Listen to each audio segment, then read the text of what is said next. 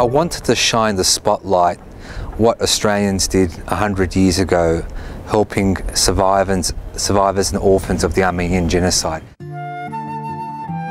100 years ago, Australians came to the aid of the Armenian nation at its darkest hour during the Armenian Genocide.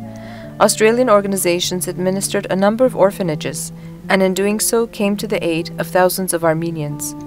A century on, Sassoon Grigorian, an Armenian from Australia, wanted to do his part to express gratitude to the Australian people.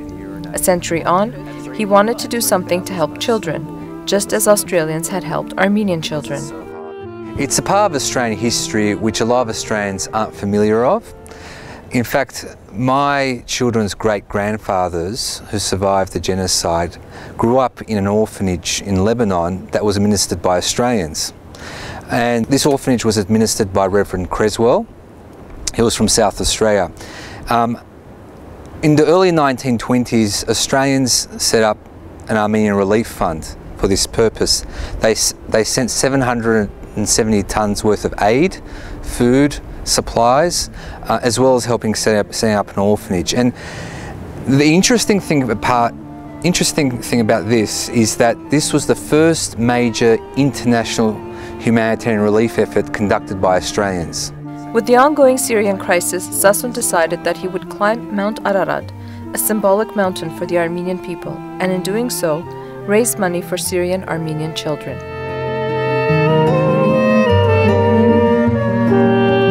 I wanted to draw the spotlight for Australians to recognise part of their own history, and I wanted to think of an idea. Australians were able to help Armenian children then. How can we help Armenian children now? And obviously with the conflict in Syria, there's a lot of refugees that have come to Armenia, a lot of Syrian-Armenian refugees. Their schooling has been disrupted. A lot of them need emergency accommodation. They need help in a whole range of different emergency supplies. And I decided to climb Ararat and raise funds for them. Sassoon was able to raise 13,000 Australian dollars that will go toward assisting those Syrian-Armenians in need of relief. The Australian Armenian community, non-Armenians and work colleagues helped Sassoon out in his quest. My eldest son Arek said to me, "Dad, when you climb Ararat, you also should raise the Aboriginal flag." And I thought about it, and it was a very good idea. There was no counter-argument to that. So it was his idea, and it was with pride I put this Aboriginal flag, because the Aboriginal people are the first Australians. And I think it may have been the first time an Aboriginal flag has been flown on the summit of Mount Ararat. After a number of setbacks, Sassoon finally began the journey from Yerevan to Mount Ararat on August 18. Today is August the 18th, and tomorrow I'll be climbing Mount Ararat to help Syrian-Armenian children, and also to commemorate efforts of Australians who helped orphans and survivors of the Armenian Genocide. In the background you can see Ararat. We're very near Dukbayzit, the town of Dukbayzit. Immediately behind me are stones. They're khachkars. This is an old cemetery, Armenian cemetery of Artsat. One of the extraordinary things is, I mean, everyone in this country is very familiar with, but we had to go through Georgia and through Turkey, and that distance was around 650 kilometres. I think if you draw a straight line, it could be anywhere between 50 to 60 kilometres. So that is one of the first things. Just the fact that the border is closed creates so much unproductivity. For me, the climb was more difficult than I anticipated. I'm not used to cold weather, even though it wasn't too cold. What you first realise is it's very dusty. And you got to divide the climb into 3 different parts. So when you arrive, you're around 2,000 or so metres. Then you climb to the first base camp, which is 3,200. Then the next base camp, which is 4,200. Then onto the summit. And each stage, the sceneries are slightly different. So initially, it's a very grassy, dusty, large rocks. And as you get higher and higher and steeper, becomes more dusty, and the rocks becomes much more loose. They're become a lot smaller. We're around 3,900 meters now, and we're close to base camp 2 on day 2. Soon you'll see some of the horses carrying our supplies to the second base camp. They'll come from behind me. And then when you climb to the summit on the last day, you're climbing in darkness.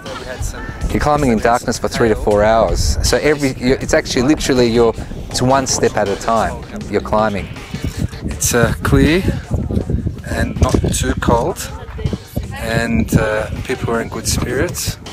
Varying levels of excitement, anticipation, and emotion, but sometimes the most memorable experiences are the ones least expected. What surprised me when you go to Ararat is the Kurdish people that look after Ararat on the Turkish side. They're the ones who provide the horses for the supplies. They're the ones who provide the guides. They know the mountain like the back of their hand. And one of the most interesting interactions we had was just the familiarity that Kurds have of Armenian culture. They sing Kurdish songs with Armenian rhythms, and even to the point sometimes where they actually sing Armenian songs precisely with Kurdish words. And we had that one experience as we were climbing the mountain. Rafi Canesyan, who was part of our group, sang the Armenian component, and Sefet, who's our Kurdish guide, sang it in Kurdish.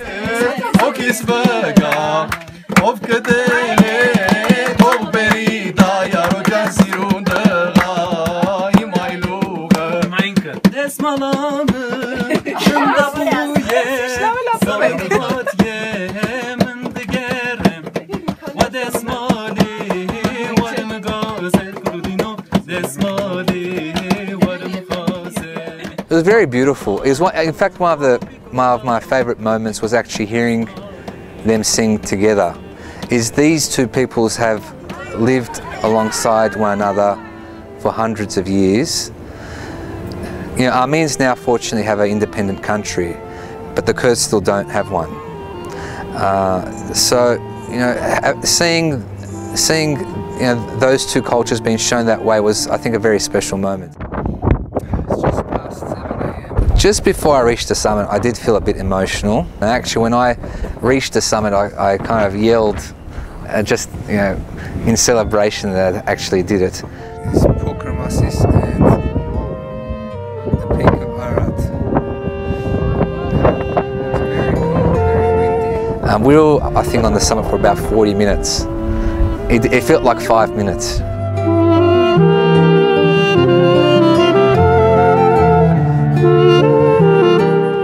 You always think, it's hard to comprehend that Ararat is such a national symbol, yet it's not within Armenia's borders. They're so hard to comprehend.